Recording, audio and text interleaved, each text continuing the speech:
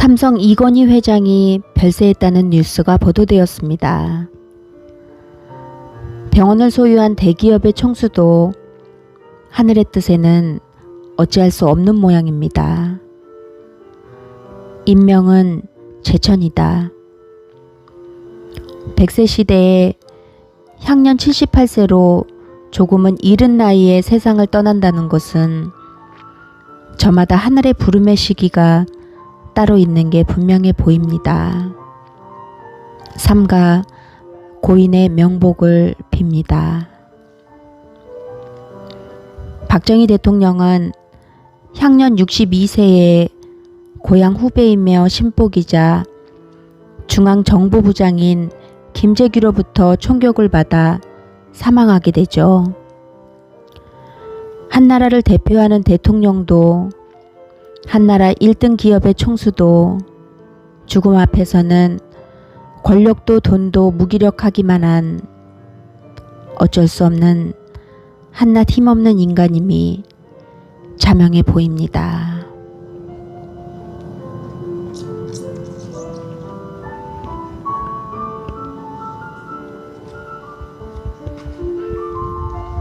박정희의 마지막 하루 11.6 그날의 진실. 최후의 시간들. 효자손 카빈소총 벽돌. 썰렁한 침대 위에서 박정희 대통령은 눈을 떴다. 맞은편 벽에 걸린 고 유경수 여사의 커다란 초상화가 맨 먼저 시야에 들어왔다. 동창 밖으로 번지는 여명에 아내의 미소 띤 얼굴이 점차 또렷하게 드러나기 시작했다. 유화로 그려진 초상화 아래로는 붙박이 단이 있고 그 위에는 국화가 꽂힌 노란색 화병 2개와 책 1권이 놓여 있었다. 책은 박목월 시인이 쓴 유경수 여사로 나무 상자에 들어 있었다. 대통령은 1974년 8월 15일 광복절 행사에서 문세광의 총탄에 상처한 이후 아내 생일에는 직접 꺾은 국화송이를 초상화 밑에 가지런히 얹어놓곤 했다.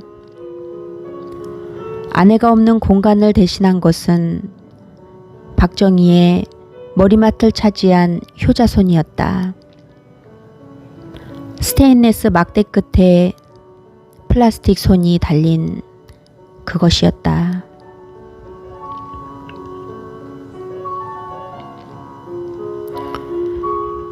(62세로는) 단단한 체구를 가졌던 박정희는 그 무렵 노인성 소양 증세를 비롯해 3가지 질병을 갖고 있었다. 온몸, 특히 등 쪽이 가려웠던 박 대통령은 이 때문에 순면 내복을 입었고 가려움증을 없애준다는 알파케이를 주치의로부터 구해 목욕물에 풀어 몸을 적셔보기도 했지만 별 무효과였다. 밤중에 가려움증이 심해 등을 긁어줄 사람이 곁에 없어 효자손을 반려자로 삼고 있었던 호라비가 박정희였다. 1960년대 그는 축농증의 일종인 부비동염 수술을 받았으나 곧 재발했다. 1978년 하반기에 대통령은 국군 서울지구병원에서 다시 코 수술을 받았다. 그래도 코를 통한 호흡이 원활하지 못하여 편도선 주위염이나 목감기를 자주 앓았다. 그 며칠 전에도 대통령은 목감기에 걸렸었다.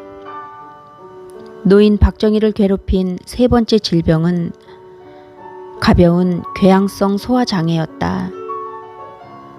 그 1년 전쯤 박 대통령은 2층 침실에서 자다가 토사광난을 만난 적이 있었다. 고통을 참지 못한 대통령은 1층 부속실로 통하는 인터폰 부조를 눌렀다. 숙직 중이던 박학봉 비서관이 뛰어 올라왔다. 대통령은 기진맥진한 표정으로 내가 변소에 10번 이상이나 다녀왔는데 라고 했다. 주치의를 긴급 호출한 박 비서관은 대통령의 배를 주물러 드렸다. 연락을 받은 주치의가 한밤중에 청와대로 달려와 진통제를 주사했다. 잠시 후 고통이 수그러들자 비로소 대통령은 잠이 들었다. 박 비서관은 잠든 대통령에게 이불을 덮어드렸다. 그 휑한 방에 대통령을 혼자 남겨두고 나오려니까 눈물이 왈칵 쏟아졌다.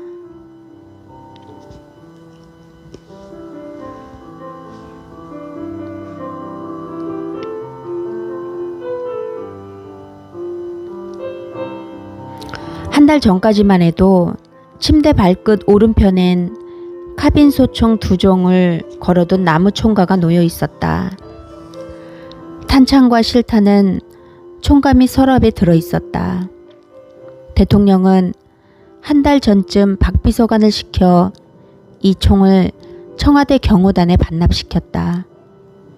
총가가 있던 자리에는 희미한 자국만 카펫 위에 남아 있었다. 총으로 권력을 쟁취했던 박정희는 그 총구가 언젠가는 자신을 향할 것이라는 불길한 예감을 버리지 못하고 있었다.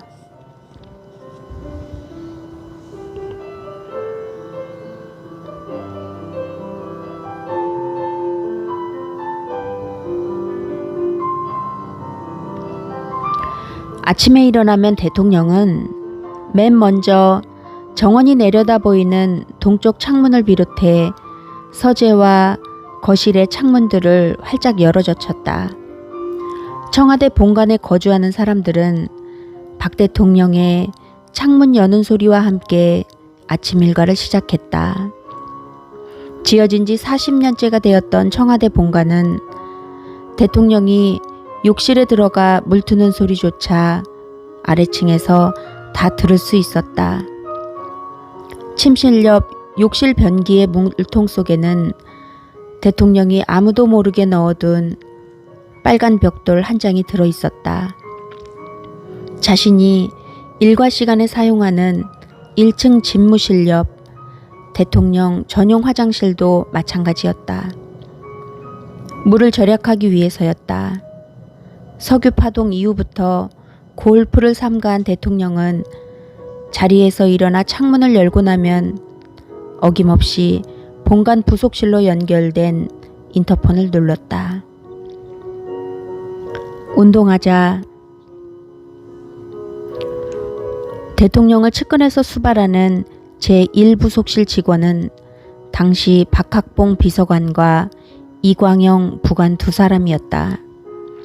이들이 대통령 집무실에 근무하면서 교대로 숙직을 했다. 그날 아침 숙직한 직원은 이광영 부관이었다. 이 부관은 운동복 차림에 배드민턴 라켓을 들고 현관 앞으로 나와 대통령을 기다렸다. 잠시 후 대통령도 운동복을 입고 있었다. 두 사람은 나란히 달렸다. 청와대 본관을 빙 둘러쳐진 철망을 벗어나 동쪽으로 난 소로를 따라가면 상춘제가 나타나고 이어서 실내 수영장이 보인다. 석유 파동 직후 대통령은 수영장에 물을 넣고 하면 돈도 많이 드는데 마루를 깔고 배드민턴이나 치도록 하자라고 지시해 실내 수영장이 실내 배드민턴 경기장으로 바뀌었다. 환갑을 넘긴 대통령과 배드민턴을 치고 나면 젊은 이 부관도 땀으로 온몸을 적셔야 했다. 운동이 끝나자 이 부관은 도구를 챙겨 들고 대통령과 함께 본관으로 돌아갔다.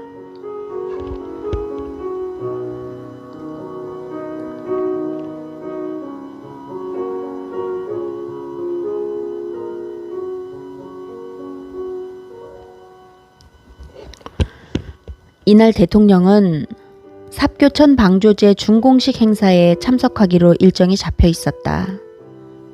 이 부관은 박 대통령의 양복과 구두를 챙기기 시작했다. 바로 그때였다. 2층 거실의 대통령으로부터 인터폰이 울렸다. 예, 이광영입니다.